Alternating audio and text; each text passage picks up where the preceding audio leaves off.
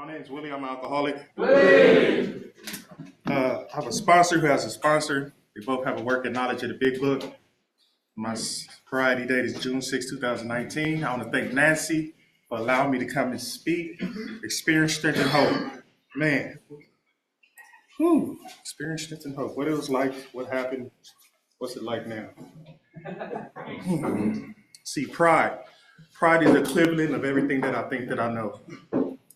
Pride. It's the equivalent of everything that I think that I know. And for some particular reason, I think I know a lot, but I don't. So I grew up in Compton. Got a family, mother, father, grew up in a house, bars on the doors so we couldn't get out. Man, we grew up in church, a lot of cultural stuff. My pops was really big into photography. My mom was really big into church. Shoot, my best friend was Lapito and Junior, Jesus Junior, Lapito. Lapito died. He got killed on Spruce, like elementary school. I didn't know how to take that. Didn't really talk about it. A little bit further on in elementary school, we started going to this church, Strong Faith Evangelistic Church of Deliverance. This lady who loved us, who loved all the kids, she passed away. I didn't know how to take that. That kind of hurt my feelings. And I didn't know how to speak about it. Man, let me see. Moving forward a little bit, because I got 30 minutes, so I got to move forward. Let me start the timer now. Stole a couple of minutes.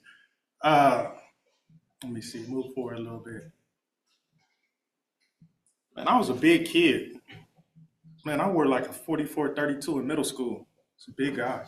Kids crack jokes. Kids is mean, evil, terrible.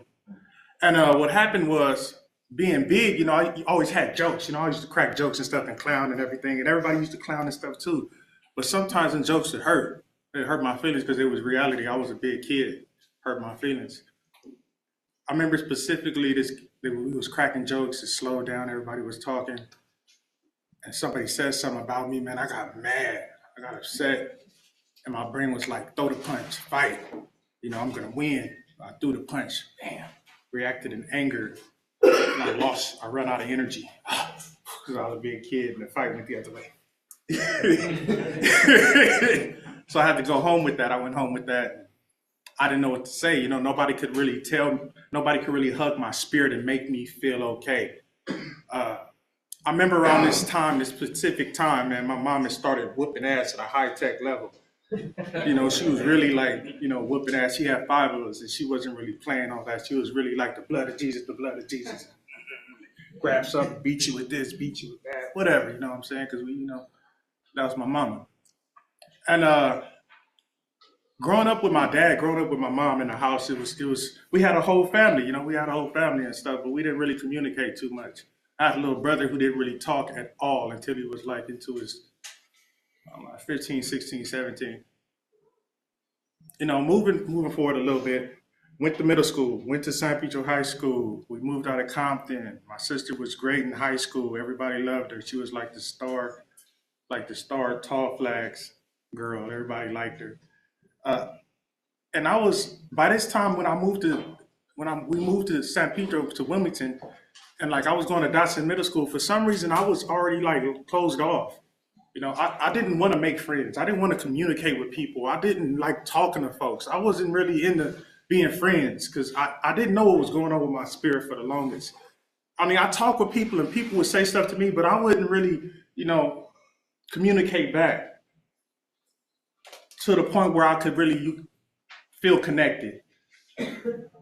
Moving forward a little bit, I went to San Pedro High School, man, and I was getting into a lot of trouble because I didn't fit in. And I didn't want to be where I was at. By this point in my life, I already didn't feel comfortable being me. I didn't want to be with my family. I remember specifically that we used to do a lot of things together. We used to go to all these different cultural events. We used to go to all these different church revivals and shut-ins, and that stuff was fun. But at some point, man, none of that stuff was fun anymore. At some point, I didn't want to go to these cultural events. I didn't want to go to the photo center. I didn't want to be at camp. I didn't want to be at the watchtowers. I didn't want to be with my dad. I didn't want to be around my mom. I used to run away from home. I didn't want to sing in the choir. I didn't want to do none of these things. I didn't want to do good in school. I like computers, but I really didn't like computers. I like programming, but I didn't like programming. I like C++ and HTML and all this different stuff, but I didn't like it. I like photography, but I didn't like it. I didn't know which way to go because I didn't feel comfortable. I didn't like it at all. And moving forward a little bit with the story, I ran across some friends in high school, man. And they were like, "Hey, look, this is bonfire. Let's go to this bonfire." I'm like, "All right, for sure, let's go to this bonfire." And I already been running away from home, so I'm like, whatever, let's go. It's late night, so I'll go hang out with my boy Mike. We hanging out. We make it over there to the bonfire, man. We sitting down at the beach right here at Cabrillo. These older people, it was a lot of people. They all had alcohol in bottles, and you see the beer bottles. You think it's gonna be beer. They open up the top, or we reach in. It's bottles of liquor, and somebody passed us a bottle of Southern Comfort. It was despicably nasty. I remember drinking it. It's horrible.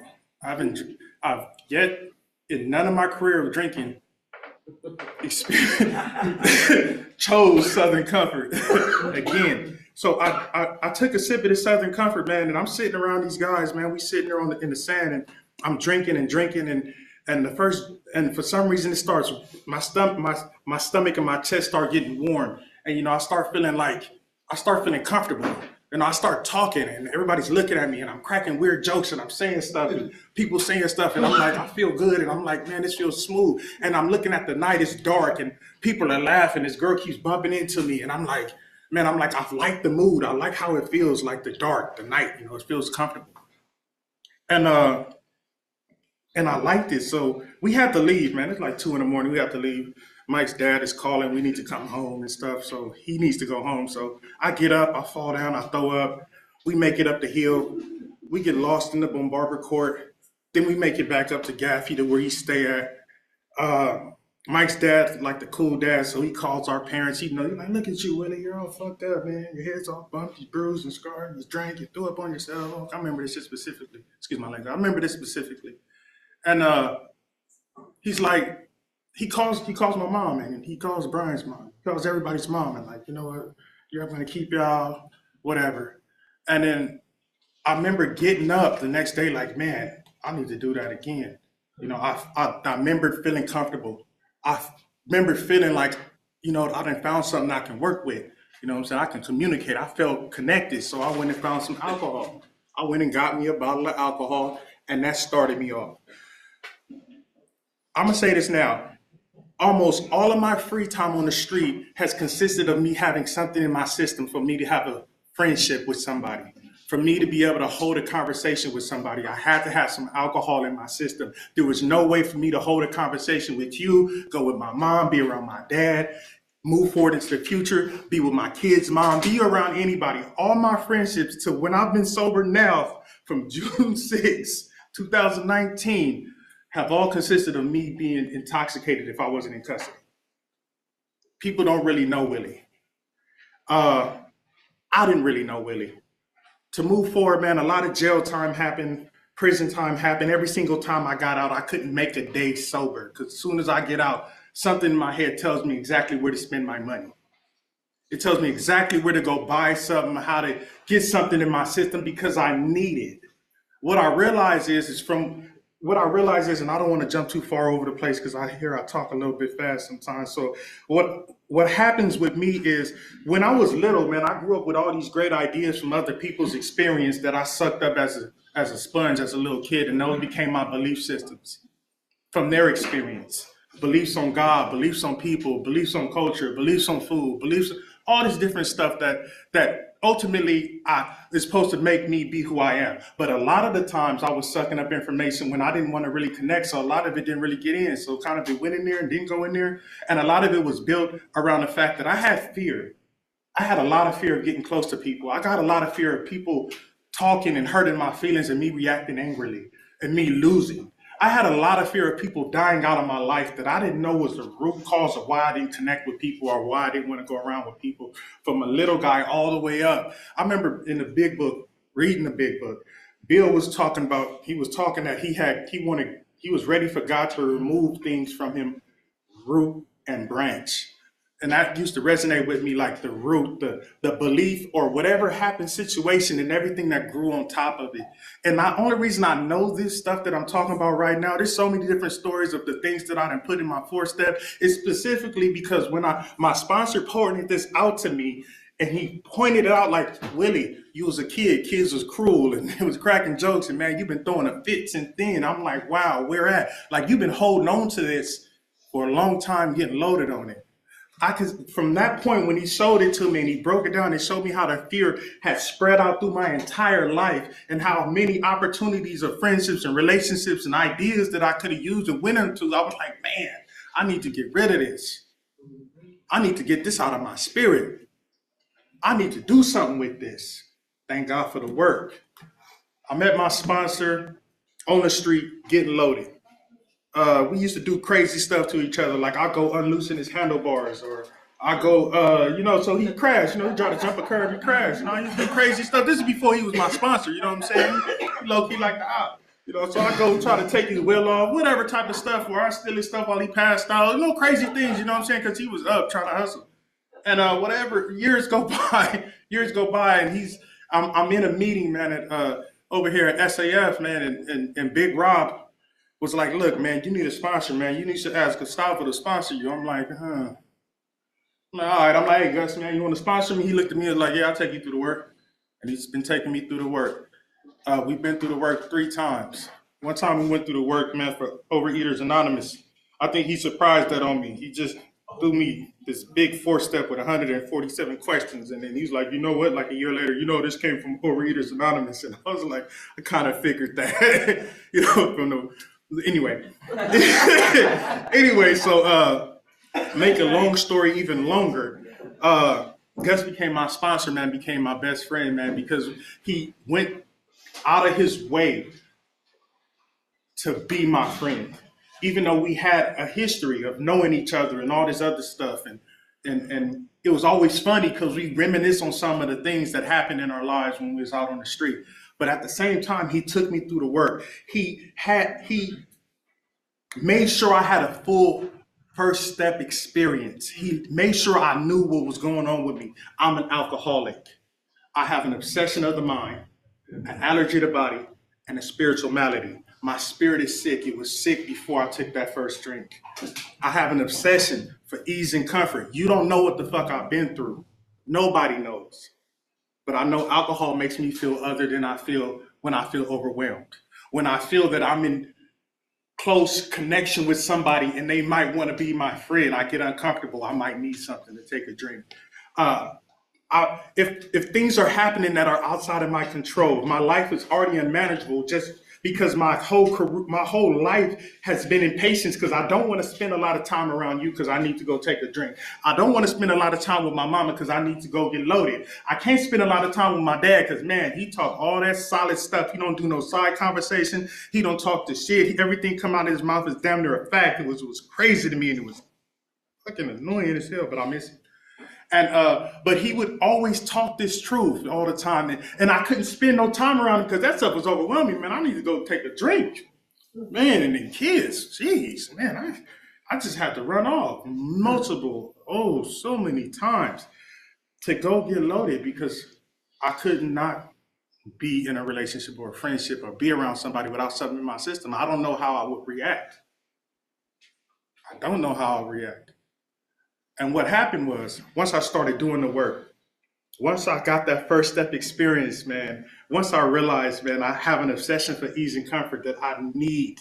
My brain will always, let me start this back. From a sober state of mind, right? From a sober state of mind, fresh out of jail, right? I get out of jail. And my spirit is telling me that I need something to make me feel comfortable, right? I already know that I just went to prison because I got loaded and I acted an ass. But that's not enough for me. I got this thing, man, when my brain forgets how injurious it is the first time I take a drink or the 3rd time I take a drink, or I'm not the type of, what I realize is I'm not the type of alcoholic who can put a drink down. I'm the person who's always going to be thinking about the drink. I'm the type of person who's going to hide the drink and be like all day, like, man, I need to go take a drink of that drink. You know what I'm saying? I need to go make sure the drink is all right. You know what I'm saying? There's nobody been found to drink. You know, I'm the type of alcoholic when if I gotta go to work tomorrow, I'm still drinking. If I gotta go do something with my dad, I'm still drinking. I know this for me. I know that if I put anything in my system, I'm off and running. I'm starting back immediately. I will be concrete camping tonight. It's not like I'm gonna have no great time in between like I did. I know I'm gonna start back exactly where I was when I left off. I know that. I know that that if I don't continue to work my spiritual program, if I don't continue to be of service, if I don't speak, if I don't work with my sponsees, if I don't practice these principles, man, my spirit will get sick. My spirit will start giving me these bad ideas and giving me these bad feelings, and then they'll add up and add up and add up and add up, and then before you know it, like a headache, I'm gonna have to take a Motrin or a Tylenol, a hammer to my head. You know what I'm saying? I'm gonna have to beat myself. You know, and we alcoholics, man, if we drink it to die, and when I say to die, I might not physically die, but the person you see in front of me who's got a family, who's got a life, who's got friends and got sponsees, I'm gone. I'm gone. My whole personality, my character, my confidence, that stuff is gone.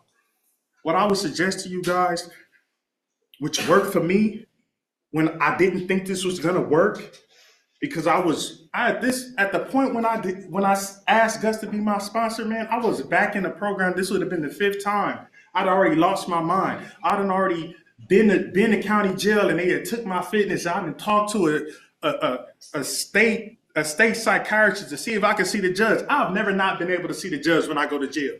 That's like I always go see the judge. They take me to jail, I see the judge. It's like a normal thing. This particular time they said no. I don't know why. I couldn't really figure out why they wouldn't let me see the judge.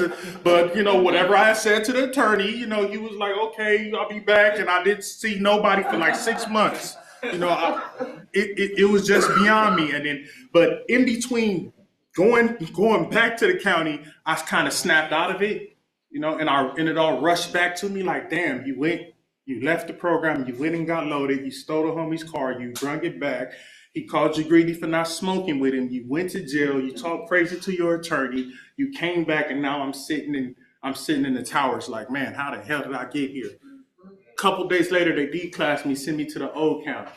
I'm floating in a hammock, and I'm looking up at the wall, and I'm like, man, have I been in this cell before? I'm like, because every cell I go to, I put a hammock up, and I look to the side. There go my little head up. I'm like, oh snap! This got like a little somebody. I don't know how tall this person had. Maybe somebody was standing on that Celly's shoulders. Somebody had drawn a skeleton angel. It's kind of there, but it's not kind of there. Like they kind of painted it, but they couldn't really paint over it because it was really high up. And I'm like, man, I done been here before, but I had been in the county so many times, it kind of blends together. And I specifically remember not wanting them to throw my lunch into the sewage water because the tier had been flooded. And I'm sitting there, and this is like this is 2019. This is right before the county jail, before the COVID kicked off, and they had the police had rubella. They had like the mumps. It was inoxulating us and everything. And I remember specifically something said, Willie, this is all you're gonna do for you. This is all you're gonna do for you. Is sit back and worry about it. They're gonna throw your lunch into the water. They're giving you the opportunity to live. They're giving you a whole set of tools so you can get some freedom. They laying them at my feet. They like, Willie, just read the book, do the work, get a life, live, be free. All that in a couple of words. Is this all I'm gonna do for me? And it kind of settled in like, man, I don't care what they say, I'm gonna get back to the program. I end up going to court a couple days later with this ringing in my spirit, like, this is all I'm gonna do for me. And the judge is like, look, Willie, we're gonna let you go with no tail. And I'm like scared, like, wow, they're gonna let me go with no tail. I go tell my attorney, I'm like, look, I know I've been in here for like 6 months, whatever, and I know the homie wasn't gonna come to jail because we smoking. But like he wasn't tripping. I took the truck. He don't care. It's my guy, Well, he ain't tripping. I bring it back. He not gonna come to court. So they like, yeah. So they're gonna release you with no jail. Just they process the paper. Like, no, I want to go to the program. Like the option for the program, I'm gonna go talk to the judge. There is like a letter or something, and a lady named Gloria Vilas has sent a letter to court. A letter to court. Because R&R had already came, and I talked to Jason in the little visiting thing. I'm like, hey man, it's me, Willie. Woo, I need you to. Like, yeah, I'm like, okay, yeah. I'll tell Lori. Woo. They sent a letter saying, could I come back to Safe Refuge? The judge read the letter, intent for me to come back. They said they'd save a bed for me. I'm like, okay, for sure. The judge is like, Willie, I could let you go with no tail right now. You know what that means, right? I'm like, yeah, I do know what that means. I'm like, if I can speak, I do know what that means. I'm like, if you're going to let me go with no probation, no nothing, you're going to let me out the door and I'm going to come back and I'll probably die. I know for a fact I'm going to go get loaded. I'm an alcoholic. I'm an addict. I cannot do this without some help. If they don't come get me, I'm going to go get loaded and I probably will die.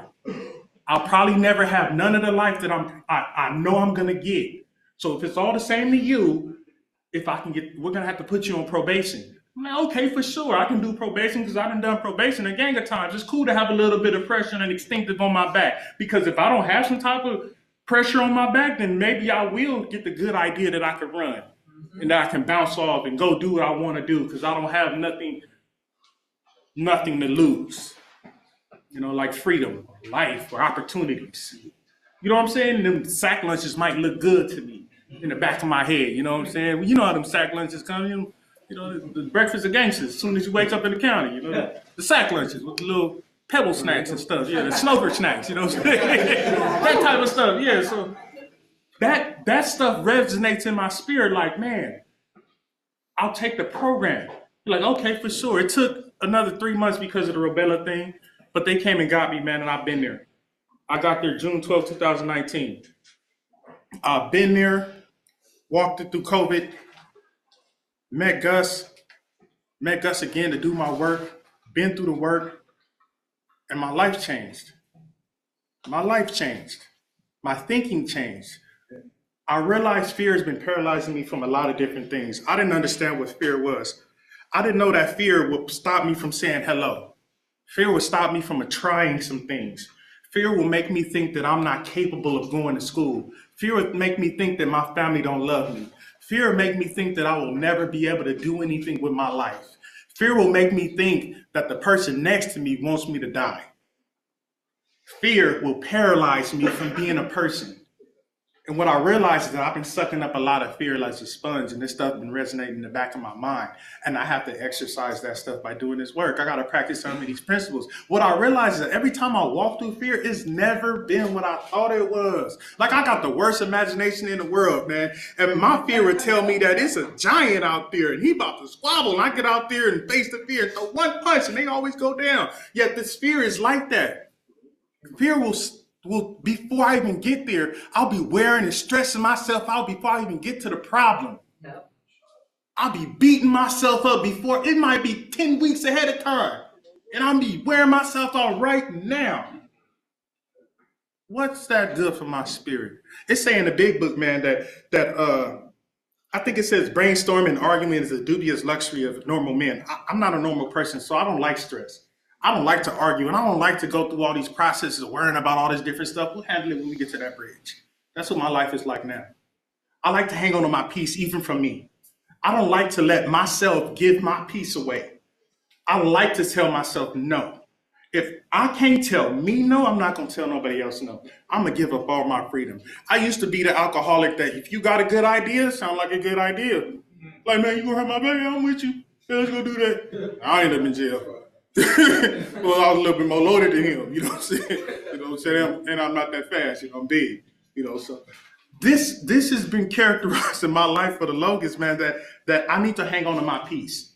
That let me break down a 4-step for me real quick. I did a 4-step, man, and my sponsor gave me the idea that a 4-step is gonna let you know what's still good in your instincts. It's going to let you see what's negative, but it's going to let you see what's still good. And at first I was like, I didn't understand what he was talking about. He's like, man, we're going to take a stock of what's going on with you and we're going to see what's good, what we can hang on to, because you've been through the ringer. We're going to see what we're going to hang on to. And we're going to see what instincts is stopping you from moving forward. What instincts that you have that are making your life unmanageable. Why you feel you can't connect with people. Why you feel uncomfortable around people. And after a long period of time, you need to go take a drink. Because basically that's what we got from the paperwork we put together and all the talks we didn't have. I'm like, man, you really got some insight into me. I'm like, okay, yeah, let's do that. So I did it. And it worked. I got to practicing some principles, some different attributes, and my life started to improve. I didn't really trust people, so he told me I need to do trustworthy things. Yes. so I can be eligible to trust the people. Once I start doing trustworthy things, I said this the other day, like if I steal something, then I got stealer energy. Yeah. You know what I'm saying? Then I'm walking around like a thief. I stole some shit. Don't nobody know I stole it though, but I know. Because I'm my worst critic. I'm the one in the background like, Willie did this. Well, Willie did that. Willie, you ain't shit. Willie, you was a bum. I'm the one doing that in the back of my head. You know, I'm the one, that's my subconscious. See, I got to start doing contrary things. I think Bill said common sense began to become uncommon sense, right? The stuff that I do normally, I had to start doing oppositely. And for me, I was so ready to be different. I didn't want to be me no more because I wasn't getting nowhere. I already seen that I was going to die. Like, I'm already going to end up in losing my mind because I lost it and it came back. I do good in jail. You know what I'm saying? I know how to jail. I know how to press on somebody who ain't from over here. I know how to take people down. I know how to do that. That's normal. You know, I know how to follow the rules. I don't get loaded. I do my push-ups and, you know, I yell out on the tier. I know how to do all that stuff. That's for sure. That's the worst place in the world. Prison. They treat you bad. The food terrible. It's terrible. Terrible. I swear the food don't make no sense. Man, it don't make no sense. But at the same time, what I'm trying to say is I can live that life, but I don't know how to live out here. I want to live out here. My mom signed up to have a son. You know what I'm saying? I got kids. I got family members. Can't nobody be me to the people that know me. Like, can't nobody be you to the people that know you. Like, you gotta be you to your mom, kids, family, friends. Can't nobody have your voice. They are subscribed to who you are. And when I get loaded, it's like a disconnect with them. They see me and I think I'm only hurting me, but really I'm hurting them. I didn't realize that until I did the work. I got the good look at my mom's like, damn, man, she was doing the best she could. And most of the time, all I was doing was like, screw you. Most of the time I'm loaded, like she want to take me to church. I'm in church snoring. I remember waking up, the preacher was like, let that man sleep. This is probably the only rest he can get. Let him sleep. I'm like, yeah, hallelujah. You know, that happened, right? The church right by Polly too, by the Polly Burgers, you know, that big church, right? Yeah, the preacher, great guy, God bless his heart, you know what I'm saying? But at the same time, man, this is what my life was characterized when I was drinking. There was so many embarrassing things, so many messed up moments, so many opportunities for people to reach out. I never felt I was eligible or deserved to be your friend. I never felt I was eligible or deserved to be my mom's son, or because I was hurt, because I went through some things and I was hanging on to this stuff like I owned it, like it was a part of my character, like it was a part of my spirit. I'm only talking about this one specific situation because that was the root, and all kinds of other stuff grew on top of it. And once I found it, and once I removed it, man, I got so much peace. Once I did the work, I found something that made me react in anger the very first time, which somebody else suggested to me, which fell in line with what my sponsor told me. And I was able to get some peace from it. And by doing that, I cleared out my way to be connected to something greater than me. I started having a great idea like, man, I need conscious ideas. I need having a conscious contact with a power greater than myself, man, and always worrying about other people. Like, I get to work with other people. I get to affect the people around me. I get to correspond with the people on my road. I get to see people sharp. I get to sharpen people's character in a way that's important. I get to have a conversation, a successful conversation based on this work. I mean, I go through the whole day talking about this work and I'm be happy. Like, man, I did the whole conversation. For a person who don't talk sports, for a person who don't really know much about cars, I like loud music, but I just learned how to tune my radio so other people talk about beat or talk about sports or talk about all this other stuff. I was too distracted to even worry about any of that. When kids was learning about sports and learning about music and learning about cars, man, I was too busy in my head trying not to be around you. So I didn't pick up the cues or the opportunities to learn this or learn that because I was too busy in here locked away. But now that I'm free, man, I'm getting back to some of that stuff, right? I'm getting back to being more of a person that I should have been. I'm getting back to, and it's funny because now I'm back to all the stuff that my mom and my dad raised me to be. You know, once I took off that mask of that pain and that fear and that frustration, I'm getting back to being the person that they wanted me to be. Like, my mom gets to tell me she's proud of me. My brother gets to tell me he's proud of me. My friends that I know from the street who who are getting to know me now are telling me they proud of me and they like, man, you like a whole different person. I'm like, yeah, because every time you see me, I was a little bit on. Every time. I couldn't have a brand new shirt without a bottle or a bag. I just couldn't do it. I couldn't get dressed and fitted without putting some money to the side to make sure I get what I needed. I might get some cheaper shoes instead of the nice shoes I initially wanted because I needed the drink.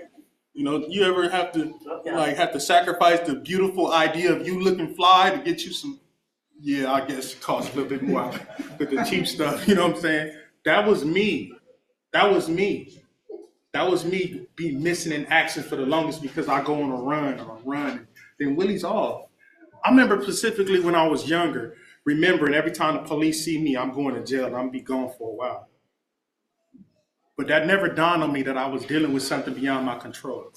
I know for a fact that rules work for me because they told me as soon as I went to county that if you get loaded and if you go into debt, we're gonna whip your. I'm like, oh, all right. So I never went into debt and I never got loaded. That was just the only two rules. Don't never go into debt and don't get loaded. So I ran with that. I learned how to read. I learned how to write. I learned how to communicate. I taught other people how to read and write. By the time I got to prison, I was doing other people's legal work. I was taking psychology classes. Man, I did really well under some rules. Another part of my story is the fact that I didn't realize that I needed rules, my own rules. I need to make where I was at when I did treatment, I realized that if I can't do it under those rules in real life, I shouldn't be able to do it. Yep.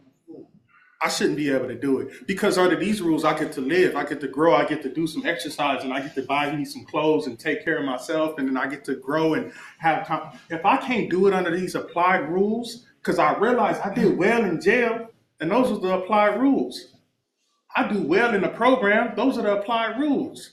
Well, why don't I just because ultimately it's for me, because I want to have a better day.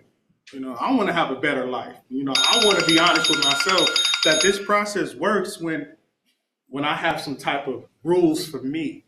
Because I used to be the type of alcoholic, like, man, you say I'm with that. I don't even really know you. Like I said before, whatever, I'll go with the wind.